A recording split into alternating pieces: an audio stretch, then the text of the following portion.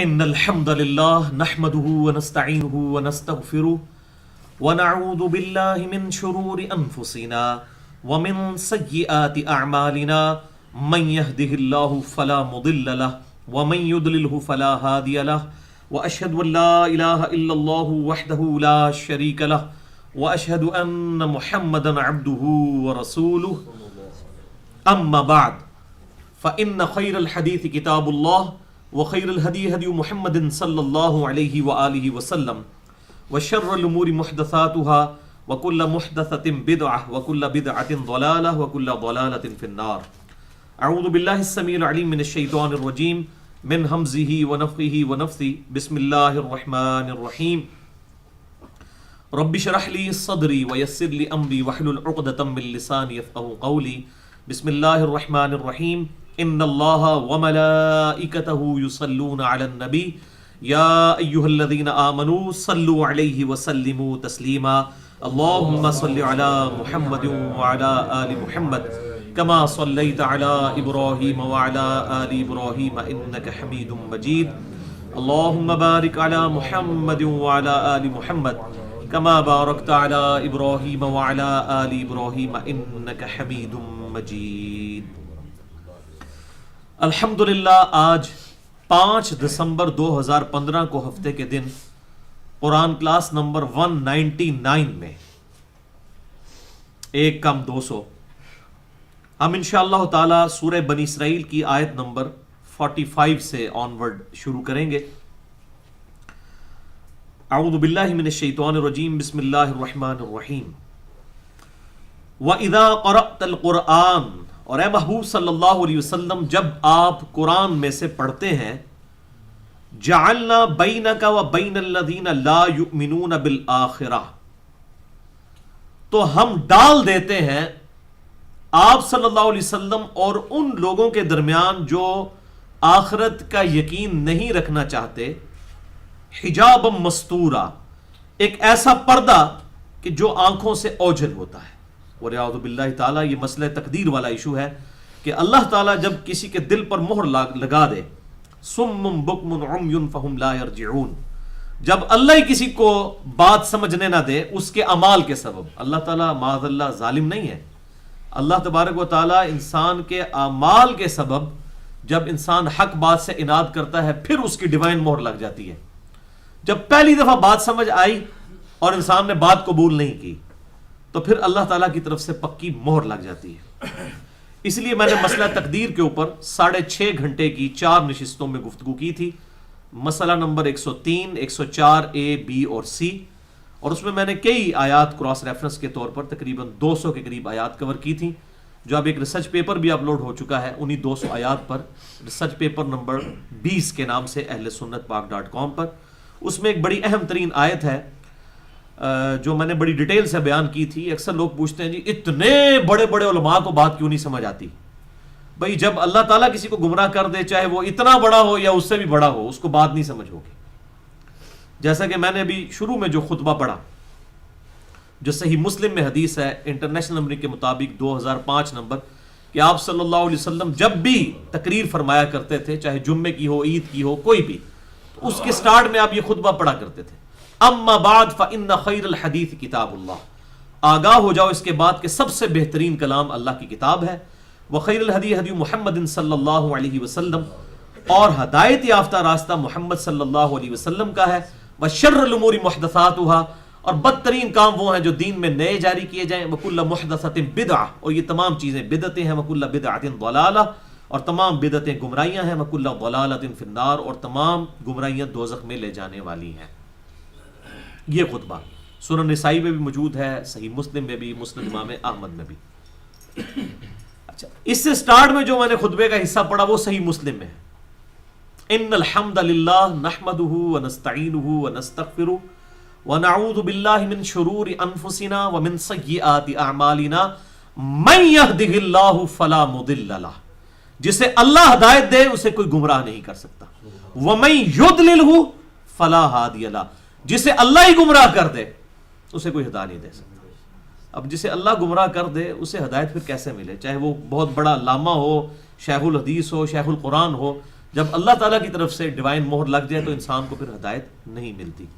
اور اس کی ایک بنیادی وجہ یہ ہے کہ جب پہلی دفعہ انسان پر حق کھلتا ہے، انسان حق قبول کرنے سے اناد کر دیتا ہے، تکبر میں آ جاتا ہے. پھر اللہ تعالیٰ کی ڈیوائن مہر اس کے اوپر لگ جاتی ہے. پھر اس کے بعد باتیں کلیئر بھی ہوں، اس کو سمجھ نہیں آتی، گیئر اس کا الٹا لگ جاتا ہے. جب گیئر الٹا لگ جائے تو جتنا بھی آپ ایکسیلیٹر دبائیں گے تو گاڑی پیچھے ہی جائے گی، آگے نہیں جا سکتی. وہ آیت ہے پارہ نمبر 7 کی آخری آیت، سورۃ الانعام آیت نمبر 110. یہ آپ اپنے بلو والے قرآن پاک میں پارہ نمبر 8 جہاں سے سٹارٹ ہو رہا ہے نا، یہ صفحہ نمبر ہے 142، 142 اس بلو والے قرآن پاک کے اندر. اس کی آخری آیت ہے سورۃ الانعام کی آیت نمبر 110. اعوذ باللہ من الشیطان الرجیم. وَنُقَلِّبُ أَفْئِدَتَهُمْ وَأَبْصَارَهُمْ، اور ہم پھیر دیتے ہیں، حق بات سے دور کر دیتے ہیں ان کی عقلوں کو، دل ہو یا دماغ ہو کوئی بھی، ان کی عقلوں کو، وَأَبْصَارَهُمْ اور ان کی آنکھوں کو، كَمَا لَمْ يُؤْمِنُوا بِهِ أَوَّلَ مَرَّةٍ، جس طرح کہ انہوں نے پہلی مرتبہ جب ان پر حق کھلا تھا انہوں نے بات نہیں سمجھی تھی. وَنَذَرُهُمْ فِي طُغْيَانِهِمْ يَعْمَهُونَ، اور ہم ان کو ان کی گمراہی میں بھٹکنے رہنے دیتے ہیں، بھٹکتے رہے. کیونکہ پہلی دفعہ جب ان کو بات سمجھ آئی کہ یار یہ بات بالکل ٹھیک ہے، اب انہوں نے قبول نہیں کی، اللہ تعالیٰ کی طرف سے مہر لگ جائے گی. اب جس نے پہلی دفعہ بخاری اور مسلم میں نماز کا طریقہ پڑھ لیا کہ آپ صلی اللہ علیہ وسلم رکوع میں جاتے وقت اور رکوع سے اٹھتے وقت رفع الیدین کرتے تھے، اور اس نے بات ماننے سے انکار کر دیا. ایک تو ہے کہ چلے اس نے تحقیق کی، وہ تو اس کا حق ہے، کرے، لیکن اس کے بعد جب دل نے گواہی دی کہ یار بات ٹھیک ہے اور پھر حق قبول نہ کیا، پھر اللہ تعالیٰ کی طرف سے مہر لگ جاتی ہے. اور کیا حالت ہو جاتی ہے؟ اگلی آیت 8واں پارہ سٹارٹ اس سے ہو رہا ہے. وَلَوْ أَنَّنَا نَزَّلْنَا إِلَيْهِمُ الْمَلَائِكَةَ، اگر اب ان لوگوں پر فرشتے بھی نازل ہو جائیں، وَلِعَاذُ بِاللَّهِ وَكَلَّمَهُ الْمَوْتَى، اور مردے ان سے باتیں کرنا شروع کر دیں. اس سے بڑی کیا دلیل ہو سکتی ہے کہ قبر سے نکل کے مردہ بتائے کہ یار غلام احمد قادیانی دجال تھا.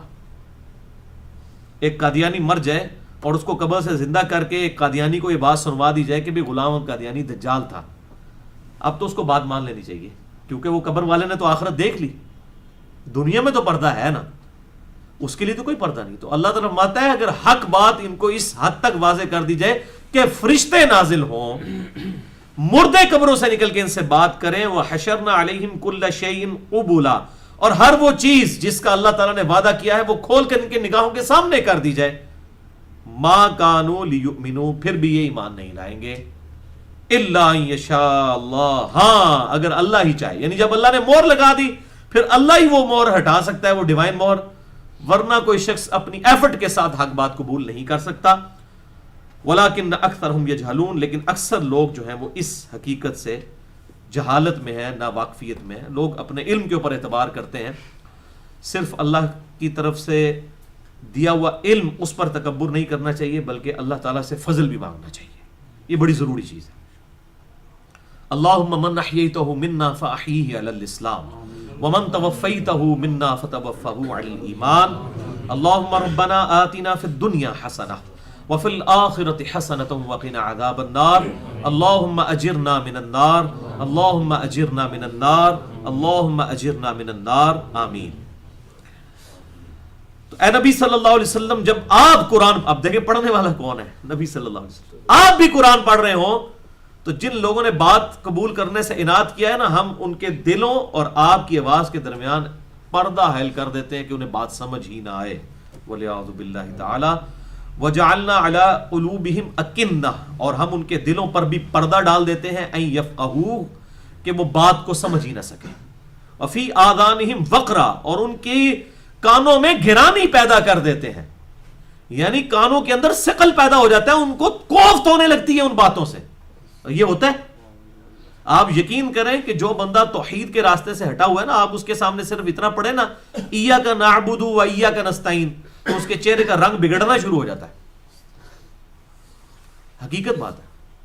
اس کی وجہ ہے کہ اس نے بات ماننی نہیں ہے، تو اب قرآن سے بھی اسے چڑ ہونا شروع ہو جائے گی. وَلِعَوْذُ بِاللَّهِ تَعَالَى. اور وہی ذکر آ گیا وَإِذَا ذَكَرْتَ رَبَّكَ فِي الْقُرْآنِ، اور اے محبوب صلی اللہ علیہ وسلم جب آپ قرآن میں اپنے رب کا ذکر کرتے ہیں، وحدہ، اکیلے اللہ کا، اب کہتے ہیں ایک اللہ سے ہوتا ہے. جب یہ بات آپ کرتے ہیں وَلَّوْا عَلَىٰ أَدْبَارِهِمْ نُفُورًا تو یہ لوگ پیٹ پھیر کر بھاگ جاتے ہیں نفرت کرتے ہوئے. اکیلے اللہ کی بات پیغمبروں سے بھی لوگوں نے نہیں سنی. یہ توحید کی دعوت ایسی دعوت ہے. وَلِعَوْذُ بِاللَّهِ تَعَالَى نَحْنُ أَعْلَمُ بِمَا يَسْتَمِعُونَ بِهِ اے محبوب صلی اللہ علیہ وسلم ہم خوب جانتے ہیں یہ جو لوگ آ کے آپ کی گفتگو سنتے ہیں. بیسیکلی تو وہ چسکے لینے کے لیے آ جاتے تھے بڑے بڑے ان کے عمرا کہ تاکہ اپنی پبلک کے اوپر روب ڈال سکیں کہ دیکھیں جی ہم تو گئے تھے. یہاں بھی ہوتا ہے لوگ بات سننے کے لیے آتے ہیں, وہ بات ماننے کے لیے ویسے جیسی گئے سن جی علی در سے کوئی گال سمجھ نہیں آئی, سمجھ کے بالکل اوپن سیکرٹ ہے تو سمجھ نہیں نہ چاہیں تو سمجھ کتوں آنی ہے.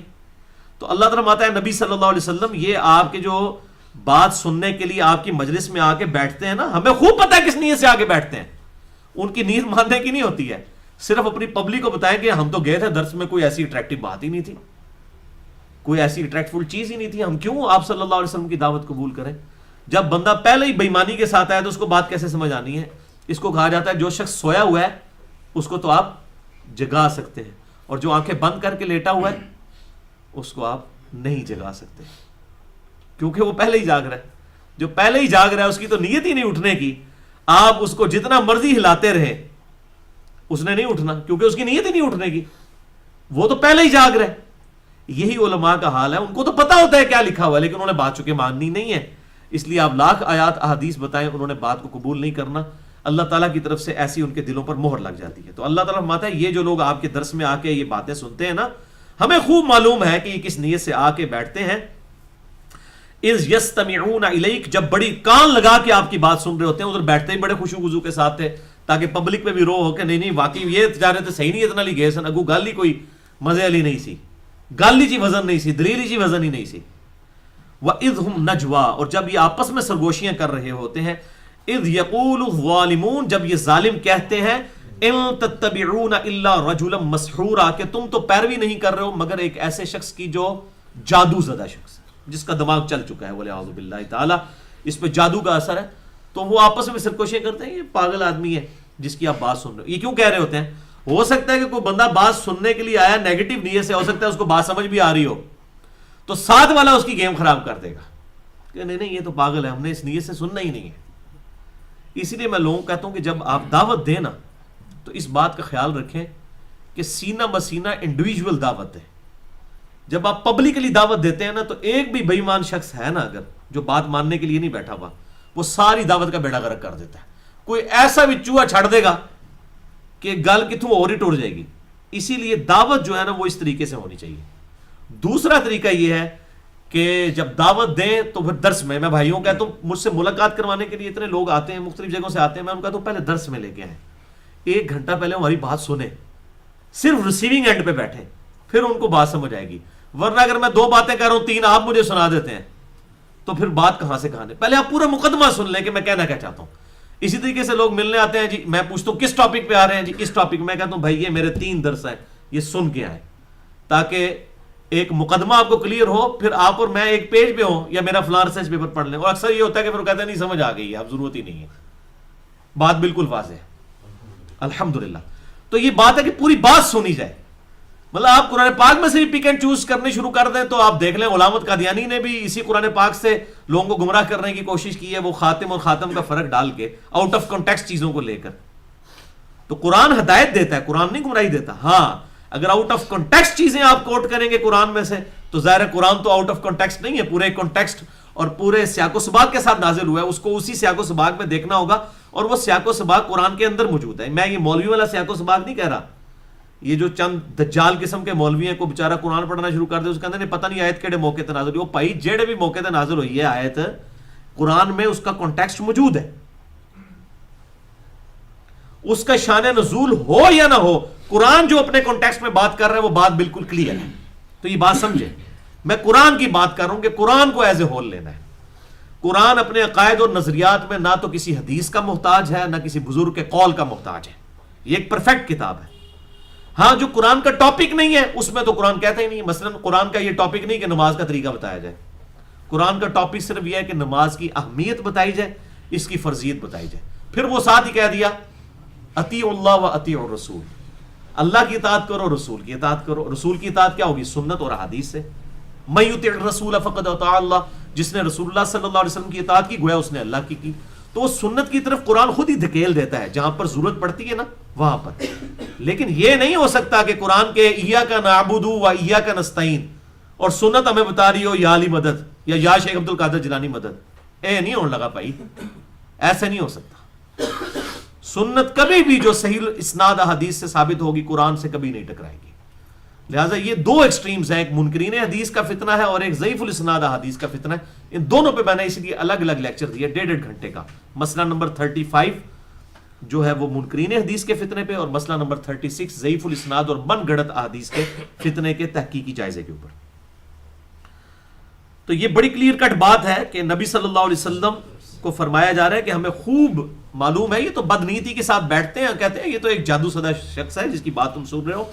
انظر کیف ضربوا لک الامثال، اے نبی صلی اللہ علیہ وسلم ذرا دیکھو تو صحیح تمہارے بارے میں کیسی کیسی مثالیں بیان کرتے ہیں. یہ اب لاڈ ہو رہے ہیں، اللہ تعالیٰ اپنے نبی کے ساتھ محبت فرما رہا ہے. اے محبوب ذرا دیکھو یہ کیسی کیسی باتیں تمہارے بارے میں کر رہے ہیں. فضلوا، تو یہ گمراہ ہو گئے. فلا یستطیعون سبیلا، اب انہیں کبھی بھی سیدھا راستہ نہیں ملے گا. یعنی اللہ تعالیٰ فرما رہا ہے کہ انہوں نے تیرے بارے میں ایسی باتیں کی، اب دیکھ میں ان کے ساتھ کیا کرتا ہوں.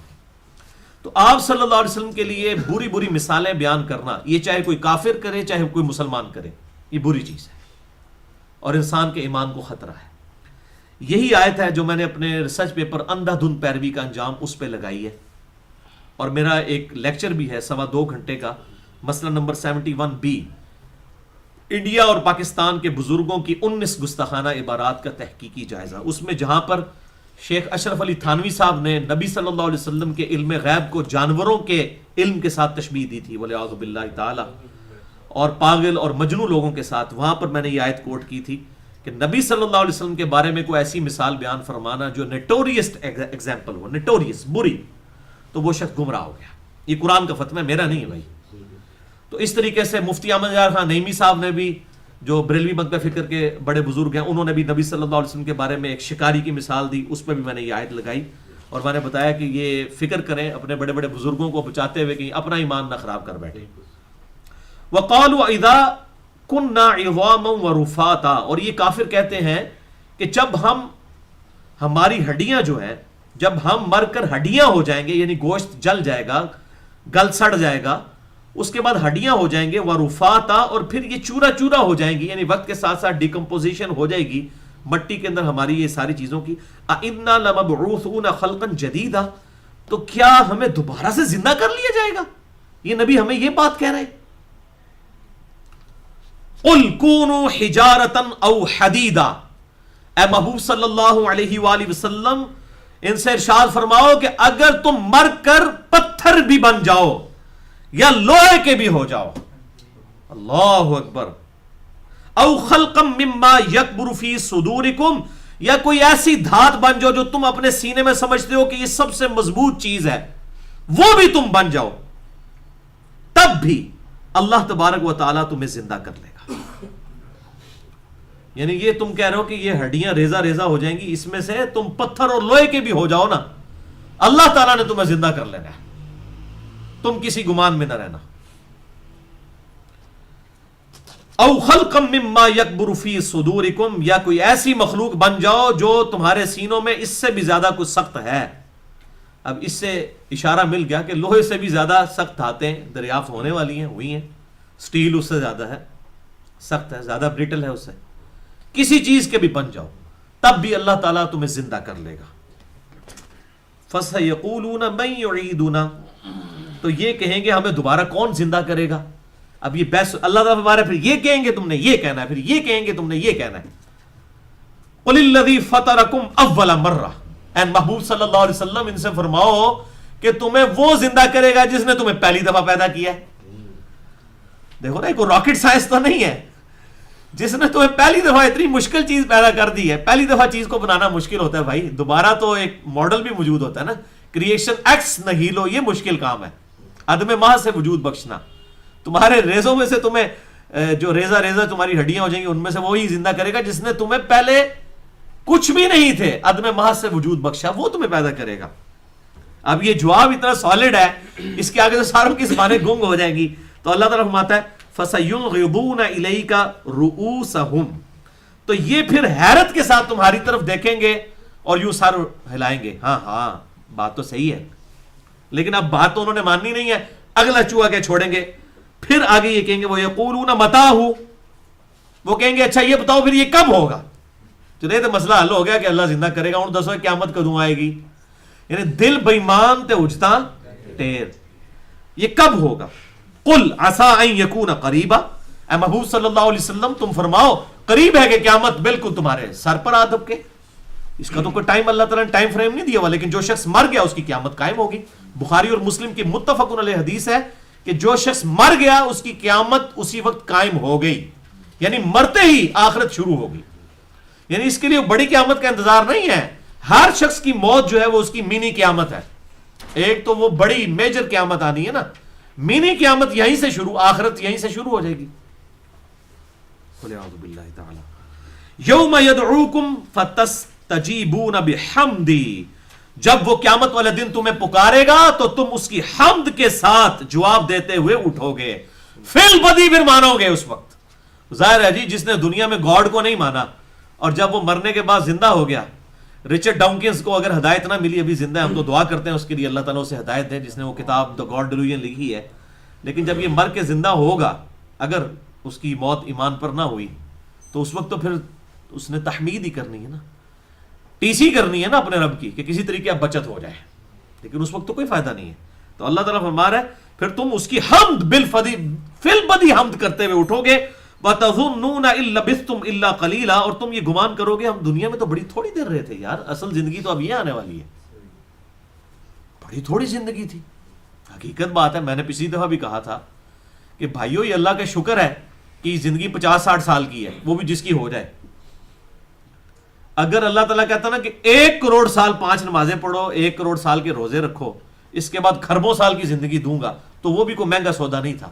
یہ اس کی بڑی کرم نوازی ہے کہ 50-60 سال کی زندگی فوراً ختم ہو جانی، پتہ ہی نہیں چلنا، جان چھوٹ جانی ہے. یہ بڑا سستا سودا ہے. لوگ تو کہتے ہیں نا عمر کم ہے، اور لوگ بڑا پریشان ہوتے ہیں یار یہ 50-60 سال حالت یہ بھی کرنا سی وہ بھی کرنا سی. خدا کے لیے خدا کا شکر ادا کریں، جتنی لمبی عمر ہوگی اتنی آزمائش بڑی ہوگی.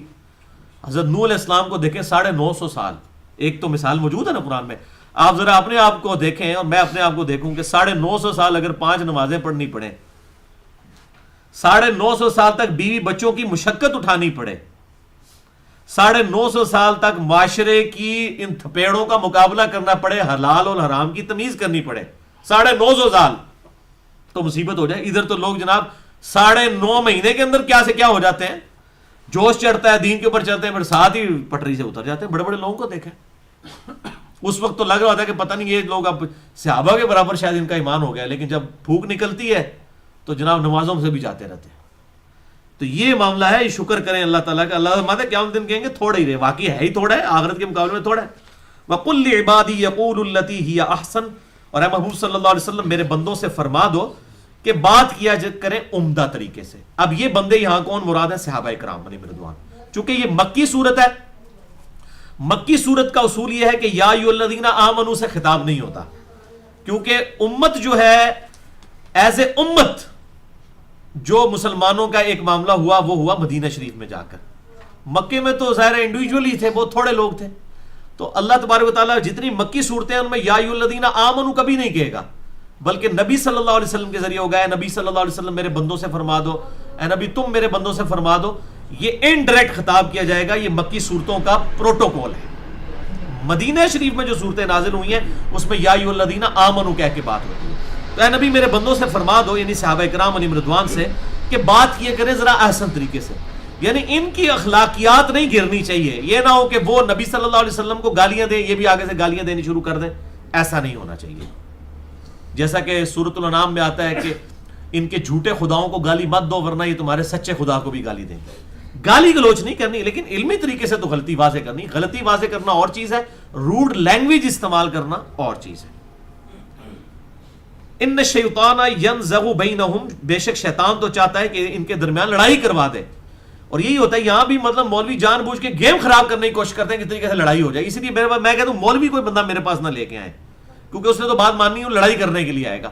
مولوی کے لیے یہ ہے کہ ہم نے پمفلٹ لکھے ہیں، بھائی سارے مولوی فیل ہو گئے، اندھا دھند پیروی کا انجام دو ورقوں کا ہے، 4 صفوں کا، سارے پاکستان کے مولوی فیل ہیں کہ اس کا جواب لکھیں. یا وہ جو قبروں سے فیض والا ہے وہ بھی 2 صفوں کا ہے، کیا ان کے سارے مولوی فلاپ ہو گئے ہیں؟ اتنی موٹی موٹی کتابیں لکھتے ہیں، 2 صفوں کا جواب نہیں دے سکتے؟ تو ریٹن میں جواب دیں. ہاں عام آدمی ہمارے ساتھ آگے بات کرے، ہم اسے کریں گے، وہ ہمیں یقین ہے کہ سیکھنے آیا ہے. مولوی تو اپنے مکتب فکر کا گول کیپر ہے، آپ جتنی مرضی کوشش کریں اس نے تو بات ماننی نہیں ہے، وہ تو آئی بدنیتی کے ساتھ ہوا ہے. تو یہ وہ چیز ہے کہ اللہ تبارک و تعالیٰ فرماتا ہے شیطان تو چاہتا ہے کہ تمہارے درمیان لڑائی کروا دے. ان الشیطان کان للانسان عدوا مبینا، بے شک شیطان انسانوں کا کھلا دشمن ہے، یہ چاہتا ہے لڑائی جھگڑا اور بات وہیں ٹھپ ہو جائے. ربکم اعلم بکم، تمہارا رب تمہیں خوب جانتا ہے. ان یشاء یرحمکم، اگر وہ چاہے گا تم پر رحم فرمائے گا، جو تم اگر کوشش کرو گے اللہ کا رحم آئے گا. او ان یشاء یعذبکم، یا وہ چاہے تو تمہیں سزا دے گا. وما ارسلناک علیہم وکیلا، اور اے محبوب صلی اللہ علیہ وسلم ہم نے آپ کو ان کے اوپر کوئی وکیل بنا کر نہیں بھیجا. آپ کی یہ ذمہ داری نہیں ہے کہ یہ زبردستی حق قبول کریں، آپ کا کام بس بتانا ہے. وما علینا الا البلاغ، ان کے اوپر آپ وکیل نہیں ہے کہ آپ وکالت کریں اور زبردستی ان کے اوپر داروغہ بن جائیں کہ بھئی آپ نے بات قبول کرنی ہے. نہیں، بے پرواہی دعوت دیں، قبول کرتا ہے ٹھیک، نہیں کرتا جائے، لیکن دعوت میں کمی نہیں ہونی چاہیے، دعوت پازیٹیولی ہونی چاہیے. بعد میں یہ ٹینشن نہیں لینی قبول کیوں نہیں کی ہے. وَرَبُّكَ أَعْلَمُ بِمَنْ فِي السَّمَاوَاتِ وَالْأَرْضِ، اور تمہارا رب تو جو کچھ آسمانوں میں ہے اور جو کچھ زمین میں سب جانتا ہے. یعنی اللہ کو پتا ہے کہ کون بندہ جو ہے وہ واقعی سویا ہوا ہے، اس کو تو جگا دے گا وہ، لیکن جو آنکھیں بند کر کے لیٹا ہے حق بات قبول نہیں کرنا چاہتا، اس کے ساتھ پھر یہ معاملہ نہیں ہوگا. وَلَقَدْ فَضَّلْنَا بَعْضَ النَّبِيِّينَ عَلَى بَعْضٍ، اور بے شک اللہ تعالیٰ نے بعض نبیوں کو بعض پر فضیلت دی. یہ اللہ تبارک و تعالیٰ نے، اب بیسیکلی یہ روئے سخن چونکہ بنی اسرائیل ہے، یہودیوں کے ساتھ خطاب ہے، تو یہودیوں کے ساتھ جب دعوت ہوگی تو ہو سکتا ہے پہلا پوائنٹ آف ویو یہی سامنے ہو کہ جی دسو حضرت موسیٰ افضل نہیں یا نبی صلی اللہ علیہ وسلم، تو نوی گیم شروع ہو جائے. تو قرآن حکیم پہلے یہ بات کہہ رہا ہے کہ اللہ نے ضرور فضیلت دی ہے بعض نبیوں کو بعض نبیوں کے اوپر، اس میں کوئی شک نہیں ہے، لیکن اس کو تختہ مشق نہ، اس کو بحث کا موضوع نہ بنایا جائے. یہ بالکل درست ہے، لیکن اس کی بنیاد پر کسی نبی کی تنقیص نہ کی جائے. جیسا کہ بخاری اور مسلم کی متفق علیہ حدیث ہے کہ مجھے یونس ابن متا پر بھی فضیلت مت دو. یونس ابن متا وہ پیغمبر ہیں جن پر اللہ تعالیٰ نے عطاب فرمایا تھا اور ان کو مچھلی کے پیٹ میں گزارنا پڑا تقریباً 3 دن اور 3 راتیں، 72 گھنٹے. اور سورہ الصافات کے اندر آتا ہے پارہ نمبر 23 میں کہ اگر یونس علیہ السلام ہمیں اس وقت دعا سے نہ پکارتے تو اسی دن پھر مچھلی کے پیٹ سے نکلتے جس دن مردے اپنی قبروں سے نکلیں گے. یعنی اتنا اللہ کو غصہ تھا. اور وہ دعا آئی سورۃ الانبیاء پارہ نمبر 17 میں، لا الہ الا انت سبحانک انی کنت من الظالمین، جو جامع ترمذی میں بھی حدیث ہے کہ جو بھی یونس علیہ السلام کی دعا کے ساتھ اللہ کی طرف متوجہ ہو اللہ تعالیٰ اسے محروم نہیں لوٹاتا. یہ اسم اعظم ہے، یہ دعا کی قبولیت کے لیے اسم اعظم ہے، لا الہ الا انت سبحانک انی کنت من الظالمین. اس کے علاوہ بھی اسماء اعظم میں نے مسئلہ نمبر 82 میں بتائے ہیں کہ یہ اسم اعظم ہے جن کے ذریعے دعا قبول ہوتی ہے. آپ یہاں پر دیکھیں اللہ تبارک و تعالیٰ کتنا کلیئر کٹ ارشاد فرما رہا ہے کہ ہم نے نبیوں کو فضیلت ضرور دی ہے، لیکن اس کی بنیاد کے اوپر یعنی تفریق نہیں ہونی چاہیے. تو یہ تفریق بین الرسل کفر ہے، لا نفرق بین احد من رسلی، لیکن تفضیل بین الرسل یہ بالکل درست ہے، لیکن اس کی بنیاد پر تنقیص نہ ہو، کیونکہ اس سے پہلے بھی ہے تلک الرسل فضلنا بعضهم علی بعض، تیسرا پارہ شروع اسی سے ہوتا ہے، یہ اللہ کے رسول بعض کو ہم نے بعض میں فضیلت دی. اس میں میرا مسئلہ نمبر 14 بھی ریکارڈ ہے، تفضیل بین الرسل اور تفریق بین الرسل اس حوالے سے. وَآتَيْنَا دَاوُودَ زَبُورًا، اور ہم نے داؤد علیہ السلام کو زبور عطا فرمائی تھی. اب یہودیوں کی دل جوئی کے لیے ان کے پیغمبر کا ذکر کر دیا. اب یہاں پہ تو کسی اور پیغمبر کا بھی ذکر ہو سکتا تھا. اللہ نے فرمایا میں نے بعض پیغمبروں کو بعض میں فضیلت دی اور داؤد کو ایسی فضیلت دی اسے زبور عطا فرمائی. اس سے یہ بات پتہ چلی کہ ہمیں جب بھی دعوت دینی ہے تو کامن ٹرم سے بات. اگر میں نے ایک رافضی کو دعوت دینی ہے یا اہل تشیع کو دعوت دینی ہے تو میں نے حضرت ابوبکر کی فضیلت نہیں اسے سنانی، میں نے سیدنا علی کی فضیلت سے بات سٹارٹ کرنی ہے. کامن ٹرم، تعالوا الی کلمۃ سواء بیننا وبینکم، آؤ اس ایک بات پر ہم اکٹھے ہو جائیں جو تم میں اور ہم میں کامن ہے، اللہ نعبد الا اللہ، مت پوجیں سوائے اس اللہ کے کسی کو. یعنی یہود و نصارہ کے ساتھ بھی کامن ٹرمز. یہاں بھی دیکھیں چونکہ بنی اسرائیل تھی، یہودیوں کو دعوت تھی تو ان کے پیغمبر کا بڑی شان سے ذکر ہوا. حالانکہ یہاں آ سکتا تھا دیکھو ہم نے اپنے یہاں وما ارسلناک الا رحمۃ للعالمین نہیں آئی آیت. کیوں؟ دعوت کا اسلوب یہی ہے کہ آپ کامن ٹرم سے بات شروع کریں گے. وہ آتینا داؤد زبورا، ہم نے داؤد علیہ السلام کو زبور عطا فرمائی تھی. اب یہ اگلی 2 آیات بڑی اہم ترین آیات ہیں، اور میں یہ سمجھتا ہوں کہ عقیدہ توحید کے حوالے سے جو مسئلہ استعانت، جس کو میں دا اونلی بگیسٹ پرابلم سمجھتا ہوں، اور اسی پہ میری ساری ایفرٹس ہیں، میرا پورا لیکچر ریکارڈ ہے مسئلہ نمبر 3 دعا صرف اللہ ہی سے، اور ریسرچ پیپر بھی ہے دعا صرف اللہ ہی سے، ریسرچ پیپر نمبر 3، اور اسی کی ایکسٹینشن ہے مسئلہ نمبر 43 وسیلہ اور توسل کے صحیح احکام و مسائل. اس میں بھی میں نے اس آیت کو اسپیشلی کوٹ کیا ہے. یہ اکثر لوگ کہہ دیتے ہیں جی یہ قرآن کے شروع میں آیا ایاک نعبد و ایاک نستعین، اے اللہ تیری ہی عبادت کرتے ہیں، تجھی سے مدد مانگتے ہیں، غائب میں مدد کے لیے تجھی کو پکارتے ہیں، یعنی دعا کے لیے. ایک تو ظاہری اسباب، وہ تو ٹھیک ہے، وتعاونوا علی البر والتقوی ولا تعاونوا علی الاثم والعدوان، نیکی اور پرہیزگاری کے کاموں میں ایک دوسرے کی مدد کرو اور برائی کے کاموں میں ایک دوسرے سے الگ رہو، مدد نہ کرو. اور ایک ہے غائب میں مدد کے لیے پکارنا، استعانت. یہ نہ سیدنا علی کو پکار سکتے ہیں، نہ کسی فرشتے کو، نہ کسی پیغمبر کو، نہ کسی جن کو، نہ کسی بزرگ کو. اور وہ جب ہم ایاک نعبد و ایاک نستعین پڑھتے ہیں تو وہ کہتے ہیں اس میں تو ہے نا کہ اللہ تیری عبادت کرتے ہیں، تجھی سے مدد مانگتے ہیں. آپ یہ بتاؤ کہ ایسی آیت ہو قرآن میں جس پہ لکھا ہو کہ اللہ تیرے سے علاوہ سے نہیں مانگتے ہیں. حالانکہ اب یہ بات دیکھیں کوئی سوال کرنے والا ہے اس کی نفی آئی ہو. تو اب یہ میں پھر آیت اس میں پھر میں نے کوٹ کی تھی. یہ قرآن پاک میں یونیک آیت ہے، اس حوالے سے قرآن حکیم میں اور کوئی آیت نہیں ہے. یہ 2 آیات سورہ بنی اسرائیل کی آیت نمبر 56 اور 57. قُلِ ادْعُوا الَّذِينَ زَعَمْتُم مِّن دُونِهِ، اے محبوب صلی اللہ علیہ وسلم ان کو فرماؤ کہ تمہیں جن ہستیوں کے بارے میں زوم ہے نا اللہ کے سوا، ان کو پکار کر دیکھ لو. اب یہ آیت بتوں کے بارے میں بھی نہیں ہے. ایون احمد بریلوی صاحب کی آپ اگر کنز الایمان پہ جو خزائن العرفان حاشیہ ہے نعیم الدین مراد آبادی صاحب کا، ان کے خلیفہ کا، جو مفتی احمد خان نعیمی صاحب کے بھی مرشد تھے، انہوں نے بھی یہاں لکھا ہے کہ اس سے مراد حضرت عیسیٰ علیہ السلام اور پیغمبر ہے. کیونکہ وہ بات ہی کلیئر ہو رہی ہے، بتوں کا تو ذکر ہی نہیں آ رہا اس میں. آپ کو اگلی آیت میں کلیئر بھی ہو جائے گا. اے نبی تمہیں جن ہستیوں کے بارے میں زوم ہے نا ان کو کہو کہ جو تمہاری مدد کر سکتے ہیں انہیں پکار کر دیکھ لو. فلا یملکون کشف الضر عنکم ولا تحویلا، نہ تو تم سے وہ تکلیف دور کر سکتے ہیں نہ تمہاری تکلیف بدل سکتے ہیں. یہ اکثر لوگ کہتے ہیں نا یہ 11ویں دیتی تکلیف آنی سی وہ ساڑھے بجائے کسی اور تے چلی گئی، ٹھیک ہے نا جی، ساڑھے دشمنہ تے ڈگ پئی، بدل گئی. تو اللہ تعالیٰ ماتا نہ کوئی دور کر سکتا ہے نہ بدل سکتا ہے. اولئک الذین یدعون یبتغون الی ربہم الوسیلہ، جن ہستیوں کو یہ لوگ پکار رہے ہیں وہ ہستیاں تو خود اپنے رب کو پکارتی ہیں اور اس کے حضور الوسیلہ تلاش کرتی ہیں. الوسیلہ سے مراد نیک اعمال، جو سورۃ المائدہ کے اندر آیا آیت نمبر 35 کے اندر، وابتغوا الیہ الوسیلہ، ایمان والو اللہ کی طرف وسیلہ تلاش کرو. وجاہدوا فی سبیل اللہ، اور وسیلہ یہ ہے کہ اللہ کی راہ میں کوشش کرو، جنہ گڑ پاؤ گے اتنا میٹھا.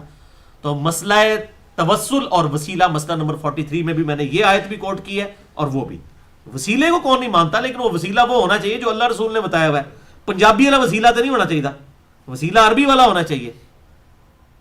عربی میں فتنہ کہتے ہیں آزمائش کو، اور پنجابی میں فتنہ کہتے ہیں جو لڑائی جھگڑا کروانے والا ہو. بالکل اپوزٹ چیز ہے، ٹھیک ہے. اب آپ صلی اللہ علیہ وسلم تو کہہ رہے ہیں بیوی بھی فتنہ ہے، عورتیں بھی فتنہ ہے، تو کیا معاذ اللہ یہ مطلب کہا جا رہا ہے کہ آپ شادی نہ کرو؟ نہیں، مراد ہے اس کے ذریعے تمہیں آزمائش ہے. اولاد بھی فتنہ ہے، تو کیا اولاد کو قتل کر دو؟ نہیں، اس کے ذریعے تمہیں آزمائش ہے.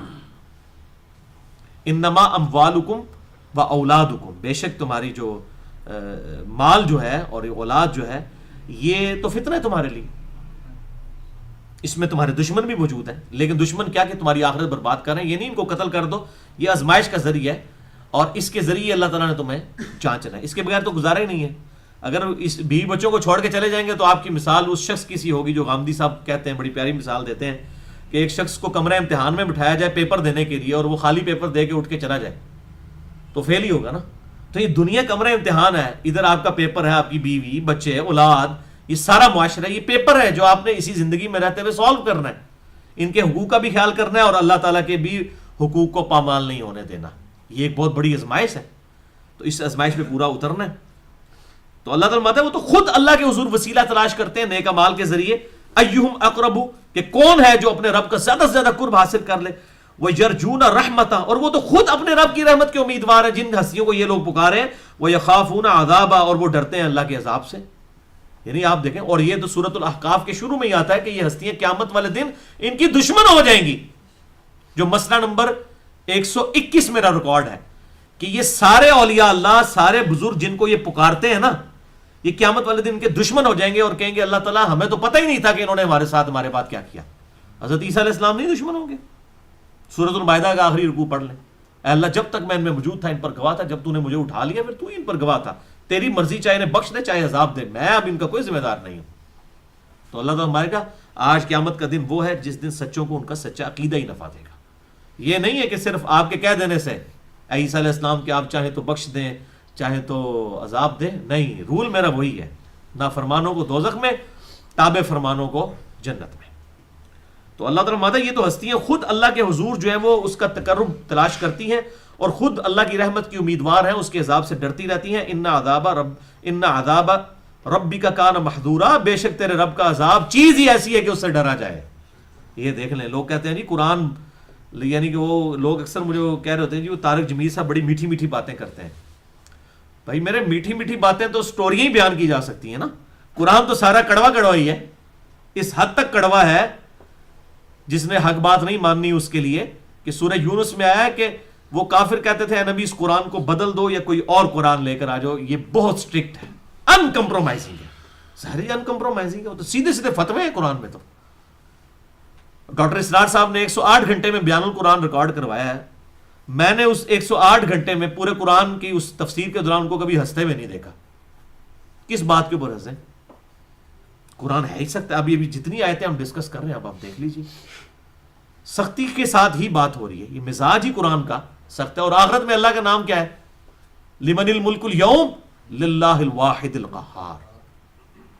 رحمت کی آیات قرآن میں جو آئیں، احادیث آئیں، وہ اس لیے آئیں کہ اللہ تعالیٰ کی غضب کی آیات دیکھ کر اس سے نا امید نہ کوئی ہو. اس کا یہ مطلب نہیں کہ اللہ سے بے فکرہ ہو جائے کوئی، نہیں. یعنی کیونکہ اللہ کے نیک بندوں کی نشانی قرآن میں آئی کہ وہ عبادت بھی کرتے ہیں ساتھ ساتھ ڈرتے بھی رہتے ہیں کہ کہیں پتہ نہیں میری قبول ہوتی ہے کہ نہیں. تو ان کو پھر تسلی دی جا رہی ہے نہیں ہوگی قبول. بالکل بھی پیسمسٹک نہ ہو جاؤ اور نہ بالکل آپٹیمسٹک ہو جاؤ، درمیان میں رہو. کوشش کرو اللہ تعالیٰ کی رحمت، اپنے محبوب صلی اللہ علیہ وسلم کی شفاعت کی وجہ سے اللہ تعالیٰ تمہارے ان کمزور اعمال کو بھی جو پوری ایفرٹ کے ساتھ تم نے کیے، فرائض کی پابندی کی، حرام سے بچے، حلال کا اہتمام کیا، اللہ تعالیٰ قبول کرے گا. تو یہ ہے اصل میں رحمت کا کنسیپٹ. اور میرا مسئلہ نمبر آپ دیکھ لیں 18 گناہ کبیرہ اور توبہ کا بیان، اس میں میں نے یہ ساری باتیں کھول کر بیان کی ہیں. تو اللہ تعالیٰ فرماتا ہے تیرے رب کا عذاب چیز ہی ایسی ہے کہ اسے ڈرا جائے. بے فکرہ نہیں ہوا جا سکتا، خدا سے ڈرا جائے. وَإِن مِّن قَرْيَةٍ إِلَّا نَحْنُ مُهْلِكُوهَا قَبْلَ يَوْمِ الْقِيَامَةِ، اور کوئی بھی بستی ایسی نہیں ہے مگر یہ کہ ہم اسے ہلاک کر دیں گے قیامت کے دن سے پہلے پہلے.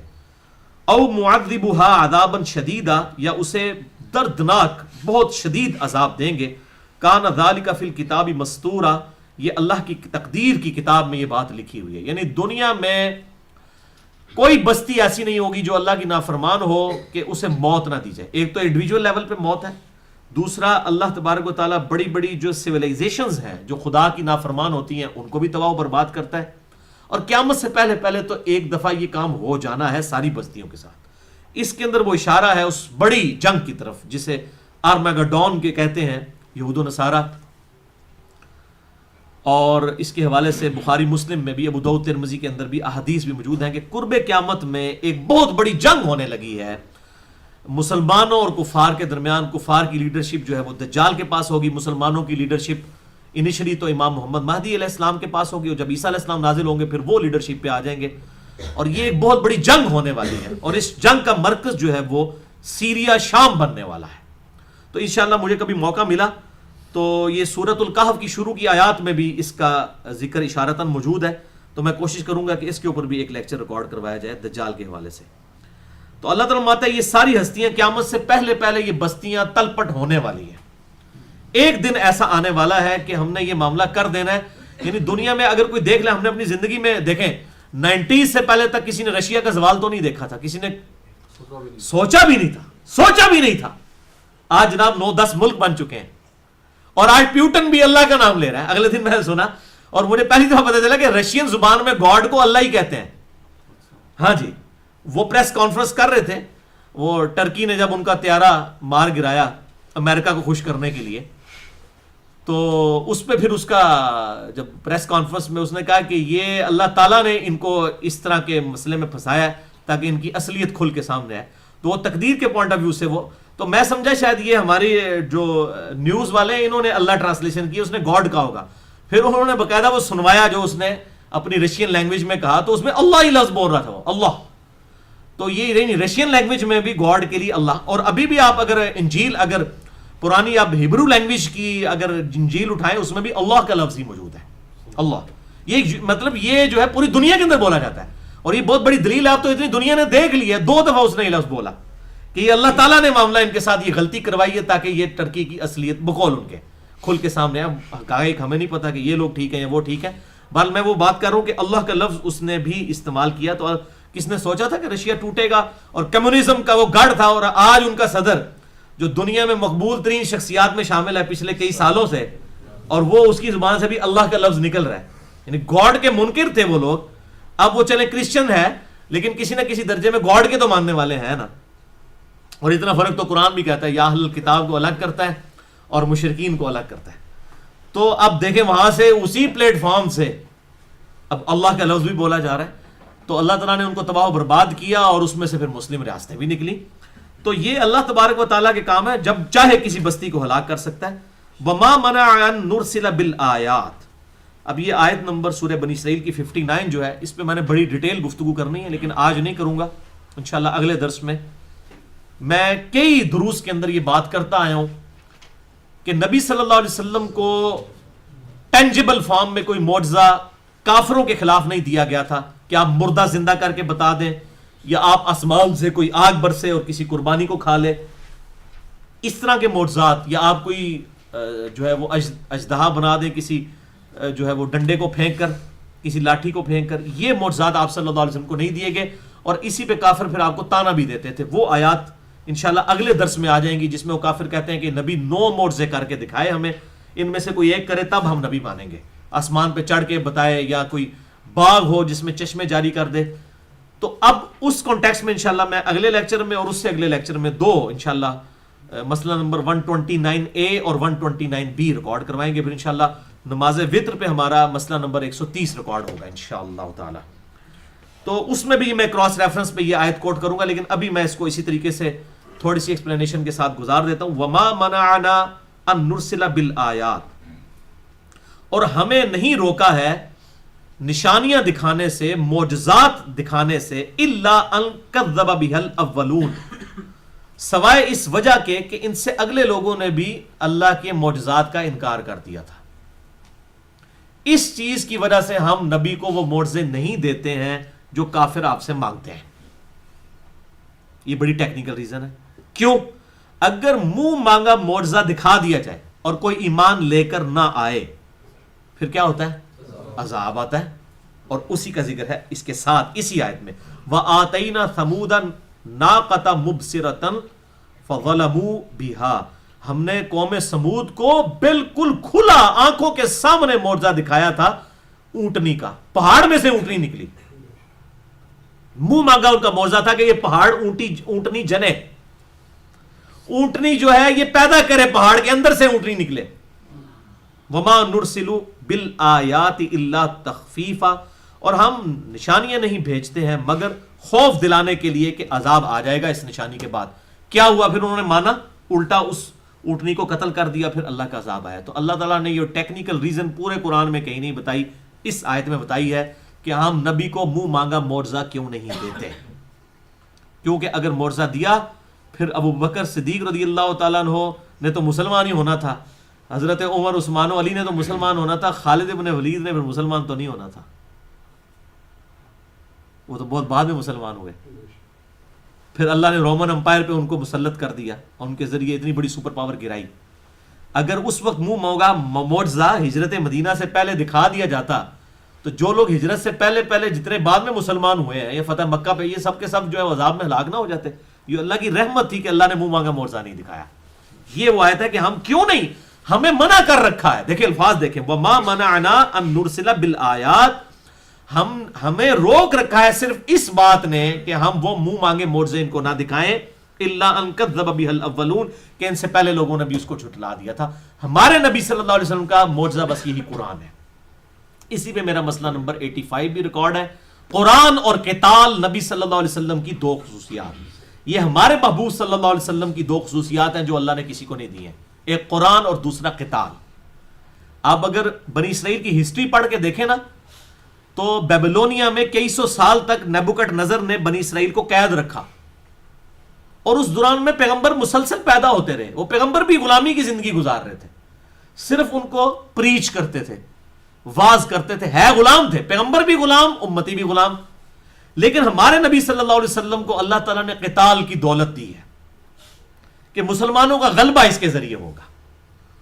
اور میں نے اسی پہ لیکچر دیا ہے کہ یہ جو عذاب استحصال اگلی قوموں پر اللہ تعالیٰ کی طرف سے آتا تھا, ہمارے نبی صلی اللہ علیہ وسلم کے کیس میں کافروں پر جو عذاب مسلط ہوا ہے وہ قتال کے ذریعے ہوا ہے. آپ دیکھ لیں کوئی عذاب نہیں آیا. موسیٰ علیہ السلام کے مقابلے پر فرعونی ڈبو دیے گئے, نوح علیہ السلام کے مقابلے پہ لوگ غرق کر دیے گئے, حضرت لوط علیہ السلام کے مقابلے پر آسمان سے پتھروں کی بارش ہوئی, قوم ہلاک ہوئی. ہمارے نبی صلی اللہ علیہ وسلم کے کیس میں کچھ بھی نہیں ہوا. وہ سورہ توبہ میں آیا کہ اے نبی صلی اللہ علیہ وسلم, ہم آپ اور آپ کے صحابہ کے ذریعے سے آپ کے ہاتھوں سے انہیں عذاب دلوائیں گے قتال کی شکل میں. اور پھر کہا گیا کہ یہ دیکھو غزوہ بدر کی شکل میں پہلی عذاب کی قسط وصول کرو. تم کہتے تھے نا عذاب کب آئے گا, لو پہلی قسط آ گئی, دوسری احد میں لو, تیسری خندق میں, اس کے بعد تو ویسے ہی انہوں نے ہاتھ اٹھا دیے. قرآن اور قتال نبی صلی اللہ علیہ وسلم کی دو خصوصیات. اگلے نبیوں کے معجزات بھی ٹینجیبل ہوتے تھے, مردے کو زندہ کر دینا, اس طریقے سے باقی معاملات کرنا. ہمارے نبی صلی اللہ علیہ وسلم کا معجزہ ہے القتال, یہ قیامت تک کے لیے معجزہ ہے. آج حضرت عیسیٰ علیہ السلام کو مردہ کو زندہ کرنے کی ویڈیو نہیں ہمیں کوئی دکھا سکتا, لیکن ہم اپنے نبی کا معجزہ دکھا سکتے ہیں, کیونکہ ہمارا نبی قیامت تک کے لیے پیغمبر ہے, کسی قوم اور قبیلے کا پیغمبر نہیں ہے, بلکہ وما ارسلناک الا رحمۃ للعالمین وما ارسلناک الا کافۃ للناس بشیرا ونذیرا. پوری انسانیت کے لیے ڈر سنانے والا اور خوشخبری سنانے والا آپ صلی اللہ علیہ وسلم کو اللہ تعالیٰ نے بنا کر بھیجا.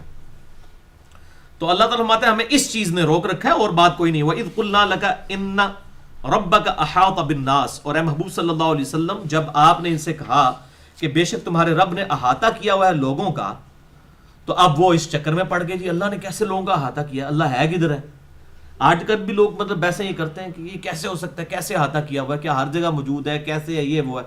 یہ ہمارے فریم آف ریفرنس سے باہر ہے, وہ ہمارے شارک سے بھی قریب ہے اور اپنی شان کے لائق عرش پر بھی مستوی ہے. اب اس کی کیفیات ہم سمجھ ہی نہیں سکتے. یعنی میں آپ کو اگر آپ کوشش کروں نا ایک موبائل فون کی فنکشن تو سمجھا سکتا ہوں, لیکن یہ الیکٹرو میگنیٹک ویوز کس بلا کا نام ہے جس کے ذریعے یہ کام کرتے ہیں, تو وہ اس کے لیے تو آپ کو بھائی پہلے پوری الیکٹرانکس پڑھنی پڑے گی, تبھی سمجھ آئے گی نا. تو یہ اللہ تبارک و تعالیٰ کی ذات کا کوئی احاطہ نہیں کر سکتا, اس کو سمجھ نہیں سکتا. اس کی صفات کے ذریعے صرف اتنا کچھ ہم اس کو ویسے ہی من و ان قبول کرتے ہیں جیسا کہ اللہ اور اس کے محبوب صلی اللہ علیہ وسلم نے بتا دیا نحن اقرب الیہ من حبل الورید, ہم تمہاری رگے جان سے زیادہ تمہارے قریب ہیں. دیٹس آل, قریب ہیں. کیسے ہیں, کیا اس کی کیفیات ہیں, بندوں پر قیاس. لیس کمثلہ شیء, اللہ کی مثل کوئی شے نہیں ہے. میں مثال کیسے بیان کروں. عرش پر مستوی ہے, بالکل. الرحمن علی العرش استوى, رحمان اپنے عرش پر مستوی ہے. کیسے ہے, کرسی پہ بیٹھا ہوا ہے, لیٹا ہے, نعوذ باللہ. کوئی ایسی مثال نہیں بیان کی جا سکتی جیسا کہ اس کی شان کے لائق ہے. یہ ہے متشابہات. تو اے نبی جب آپ ان کو کہتے ہیں تمہارے رب نے تمہیں گھیرا ہوا ہے, تو یہ بھی ان کے لیے فتنہ بن جاتا ہے. وما جعلنا الرؤيا التي اریناک الا فتنۃ للناس, اور ہم نے جو آپ کو منظر شب معراج کا دکھایا یہ بھی لوگوں کے لیے فتنہ بن گیا. کتنا بڑا فتنہ بنا کہ جی راتوں رات 40 دن کا سفر کیسے طے کر کے آپ صلی اللہ علیہ وسلم بیت المقدس سے واپس آئے اور پھر کہتے ہیں آسمانوں تک گئے. یہ لوگوں کے لیے آزمائش بن گئی. اسی آیت کے کانٹیکسٹ میں سورہ بنی اسرائیل آیت نمبر 60 کے کانٹیکسٹ میں امام بخاری ایک حدیث لے کر آئے ہیں ابن عباس کا قول کہ یہ جو نبی صلی اللہ علیہ وسلم کو شب معراج الاسراء والمعراج, اس رات جو سفر کروایا گیا, جو آپ صلی اللہ علیہ وسلم کو منظر دکھایا گیا, وہ آنکھوں کا دیکھنا تھا, یہ خواب نہیں تھا.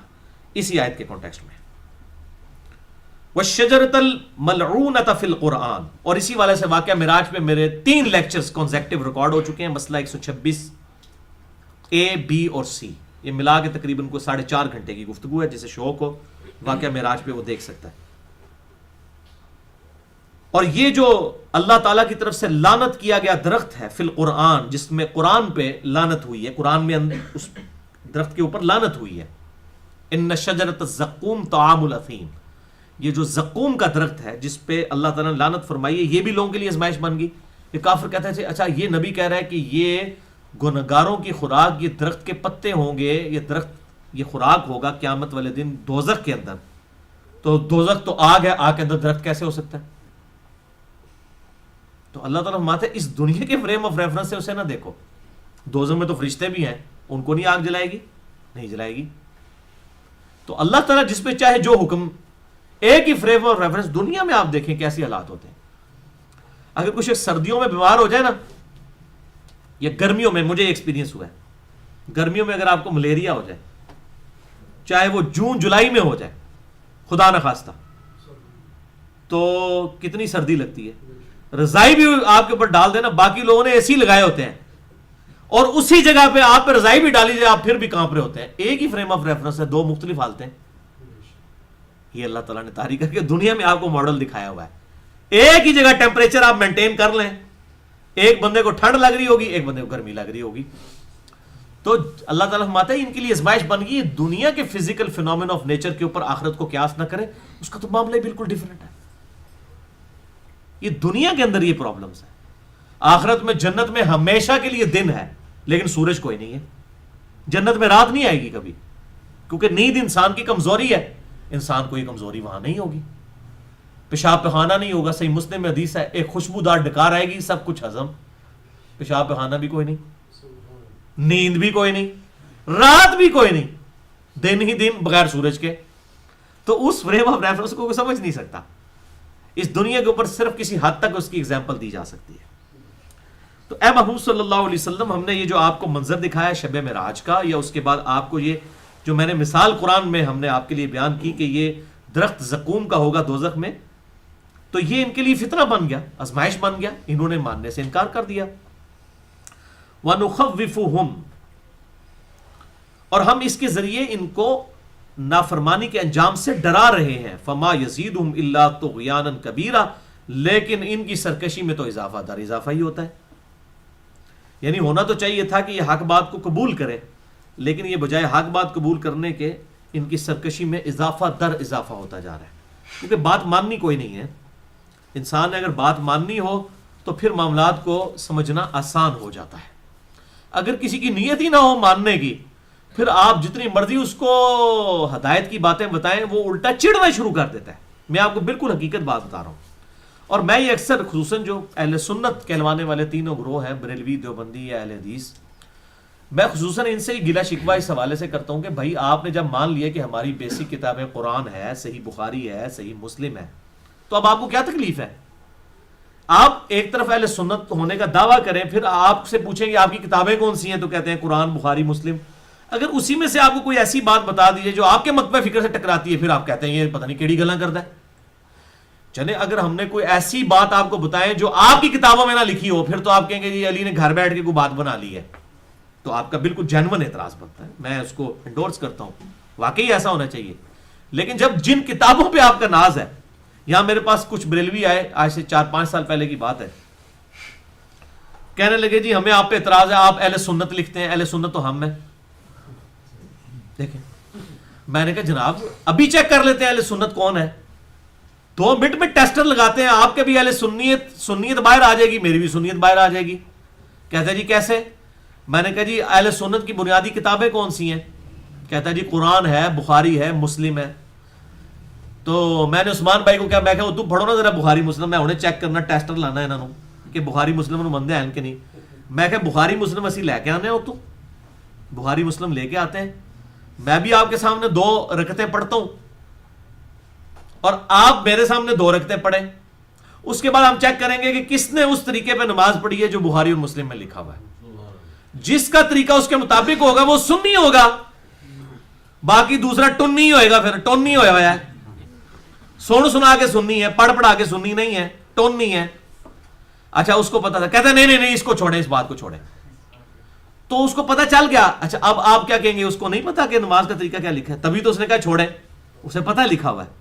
اب یہ شخص قیامت والے دن اللہ تعالیٰ کو یہ کہا یا اللہ منو تو پتہ ہی نہیں لگا سی دنیا کہ سنیا دی کتاباں کیڑیاں نے تے اودے طریقہ کے لکھے ہیں. تو بیسیکلی یہ لوگ چھپے ہوئے منکرین حدیث ہوتے ہیں, یہ سب کے سب لوگ. اہل حدیث کو میں ذرا بینیفٹ دیتا ہوں زیادہ کہ وہ پھر بھی کوئی بات کو قبول کر لیتے ہیں, اور عوام تو ساری کرتی ہے, علماء بھی یہ چند تھوڑی یزیدیت کے خلاف حدیثیں آئی ہیں تو تھوڑی ان کے گلے میں اٹک گئی ہیں, تو ادروائز وہ قبول کر لیتے ہیں. باقی جو دیوبند اور بریلوی ہیں نا, ان کے بارے میں میرا تو بڑا جو ہے ایکسپیرینس اس حوالے سے پبلک اور علماء کے بارے میں بڑا جو ہے وہ آپ سمجھ لیں بڑا دکھی ایکسپیرینس ہوا ہے کہ ان کے لیے بات ماننا بڑا مشکل ہو جاتا ہے اپنے بزرگوں کے مقابلے پر. تو اب یہ قیامت والے دن یہ کہیں گے کہ ہمیں پتہ ہی نہیں چلا دنیا میں حق بات کیا تھی. یہ کہہ سکتے ہیں, پتہ ہے ان کو پتہ ہے قرآن میں کیا لکھا ہوا ہے, ان کو پتہ ہے حدیث میں کیا لکھا ہوا ہے, سب کچھ پتہ ہے. علماء کو بھی پتہ ہے, پبلک کو بھی پتہ ہے. چلے نہیں پتا تو جب بتاتے ہیں تو اس وقت تو مان لینا چاہیے. یہیں اسی جگہ پر آج سے کوئی 2-3-4 سال پہلے کی بات ہے, ایک بریلوی عالم آئے اور ایک دیوبندی عالم, دونوں درس نظامی کے آخری سالوں میں پڑھ رہے تھے. ایک تو شاید فاروق تحصیل تھا. میں نے بریلوی کو پہلے مخاطب کر کے کہا, میں نے کہا یہ بتاؤ کہ اگر کوئی کلمہ پڑھوائے لا الہ الا اللہ اشرف علی تھانوی رسول اللہ, یا اس کلمے کو اس نے انڈورس کیا ہوا ہو, کہتا جی ہم تو پہلے ہی کہتے ہیں یہ کافر ہے دیوبندی, ہمارے تو علماء نے فتویٰ دیا ہوا ان کے اوپر لا الہ الا اللہ کو. کہتا جی دیکھیں, میں نے کہا کیوں, کہتا ہے دیکھیں نا جی محمد رسول اللہ ہونا چاہیے, اشرف علی تھانوی رسول اللہ تو نہیں ہونا چاہیے. اچھا میں نے کہا بالکل میں آپ کے ساتھ ہوں, آپ کو بات سمجھ آ گئی. اب مجھے بتائیں اگر کوئی کلمہ پڑھوائے لا الہ الا اللہ چشتی رسول اللہ, کہتا جی میں پھر علماء سے بڑے علماء سے ڈسکس کر کے آپ کو بتاؤں گا. آپ دیکھ لیں, تھوڑی دیر پہلے وہ مفتی تھا. اچھا یہ بات میں کسی یعنی غیر مسلم کے سامنے رکھوں نا کہ یہ کلمہ ہے لا الہ الا اللہ محمد رسول اللہ, اگر کوئی محمد کو ریپلیس کر دے تو وہ کیا ہے, تو وہ فتویٰ دے دے گا کافر کا. ادھر بھی اس نے دے دیا. اب پتہ چل گیا یہ عشق رسول کہاں تک ہے, جب تک بابوں سے نہ ٹکرائے. بابا آ گیا پھر نبی صلی اللہ علیہ وسلم کو کسی نے نہیں پوچھنا, نعوذ باللہ من ذالک, یہی حالت ہے. حالانکہ اس کو 2 منٹ پہلے تک فارمولہ آتا تھا, پھر فارمولہ ہی بھول گیا. میں نے اس کو پھر کہا, میں نے پھر بھی حسن ظن رکھا, میں نے کہا ہو سکتا ہے اس کو بات نہ سمجھ آئی ہو. میں نے کہا اس بات کی تحقیق آپ ضرور علماء سے کریں کہ یہ حوالہ صحیح ہے یا غلط. میرا اندھادھند پیروی کا انجام ریسرچ پیپر ہے, مسئلہ 71B ریکارڈڈ موجود ہے, وہ آپ دیکھ لیں. کیا آپ نے یہ چیک کرنا ہے کہ یہ لکھا ہوا ہے یا نہیں؟ اگر یہ چیک کرنا ہے تو ہم اس طرح کرتے ہیں, for the sake of argument یہ کہہ دیتے ہیں کہ واقعی لکھا ہوا ہے, لکھے ہوئے پہ آپ فتویٰ دے دیں, نہ لکھا ہوا تو آپ کے بزرگ فارغ ہے. کہتا ہے نہیں نہیں نہیں نہیں نہیں, لکھا ہوا ہے یا نہیں لکھا ہوا میں علماء سے ہی پوچھوں گا. اچھا پھر میں نے اس دیوبندی کو پوچھا, میں نے کہا جی آپ بتائیں جی لا الہ الا اللہ چشتی رسول اللہ, کہتا جی کفر ہے سیدھا, اس میں کوئی دوسری رائے ہے؟ اور میں نے کہا یہ جو لا الہ الا اللہ اشرف علی تھانوی رسول اللہ آپ کے روحانی ابا جی نے پڑھوایا ہے, کہتے جی یہ آپ کو سمجھ نہیں آیا, یہ معرفت کی بات ہے جی, خواب کی بات. اور میں نے کہا خدا کے لیے خواب کی بات نہیں ہے, اس میں ہے کہ میں بیداری میں بھی پڑھ رہا ہوں, ان کا مرید کہتا ہے. اور پھر وہ خط لکھتے ہیں, اشرف علی تھانوی صاحب کہتے ہیں کوئی نہیں, چاہے خواب میں پڑھا یا بیداری میں, تسلی ہے, تو نے میرے نام کا کلمہ اس لیے پڑھا کہ اس بات کا ثبوت ہے کہ میں نبی صلی اللہ علیہ وسلم کا متبع سنت ہوں. نعوذ باللہ. اب جو حضرت ابوبکر صدیق کے ہاتھ پر بیعت کرتا تھا, تو کیا ابوبکر صدیق یہ کہتے تھے کہ تو پہلے کلمہ پڑھ لا الہ الا اللہ ابو بکر رسول اللہ, تاکہ کنفرم ہو جائے کہ میں خلیفۃ الرسول ہوں؟ نعوذ باللہ. اچھا اب پبلک جو ہے وہ پھر بھی بات حق قبول کر لیتی ہے, لیکن علماء جو ہے وہ قبول نہیں کرتے. اس لیے میں اپنے بھائیوں سے ریکویسٹ کرتا ہوں, خدا کے لیے کوئی مولوی میرے پاس نہ لے کے رہ کرے, کیونکہ یہ بیونڈ ریپیئر ہے. میں نے مولویوں کے بارے میں کنکلوڈ کر لیا ہوا ہے کہ یہ بیونڈ ریپیئر ہے. اس کی وجہ یہ ہے کہ ان کی روٹی روزی دین کے ساتھ جڑی ہوئی ہے. ایک بریلوی ایک دیوبندی کبھی بھی آپ کو جمعے کے خطبے میں بخاری مسلم سے نماز کا طریقہ نہیں پڑھ کے سنا سکتا, کبھی نہیں سنا سکتا. اس کو اگلے دن مسجد کمیٹی نے فارغ کر دینا. اور اس طرح کی مثالیں ہمارے سامنے موجود ہیں, لوگوں کو فارغ کیا ہوا ہے. انہوں نے کہنا یہ کہ جناب آپ کام کر رہے ہیں. اسی طریقے سے اگر آپ ایک اہل حدیث سے یہ ایکسپیکٹ کریں کہ وہ پگڑی اور ٹوپی کے فضائل پہ کوئی جمعے کا خطبہ دے دے, نہیں دے گا.